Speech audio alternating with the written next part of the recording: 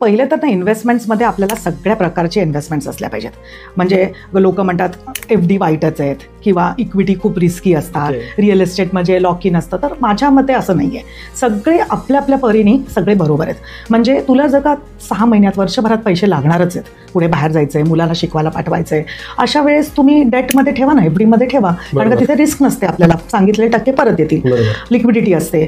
तुझं नेक्स्ट जो असतो म्हणजे तुला 3 ते 4 वर्षात काही पैसे लागणार आहेत. म्हणजे तुझे हायब्रिड फंड्स आले म्हणजे दोघांचं कॉम्बिनेशन, म्हणजे आपल्याला टक्का सुद्धा जास्त मिळू शकतो आणि आपली रिस्क सुद्धा कमी होते.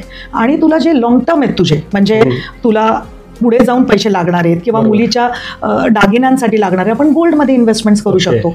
जेव्हा स्वतःचं घर राहतं असतं, रिअल एस्टेटमध्ये इन्व्हेस्टमेंट्स करू शकतो. आणि जे लॉंग टर्म जे आपले गोल्स असतात म्हणजे 15-20 वर्षांनी रिटायरमेंट सारख्या, तिथे मग इक्विटीचे फंड्स आपण ॲलोकेट करू शकतो. सो जेव्हा असे लोक ॲसेट ॲलोकेशन टाकतात ना, तेव्हा त्या ह्याला खरंच अर्थ येतो आपल्या इन्व्हेस्टमेंट्सला. नाही तर कुठलं तरी रिअल एस्टेटच जास्त घेऊन ठेवली किंवा सगळेच पैसे FD मध्ये टाकले, मग तिथे मी बघते की लोक मेस्टअप असतात.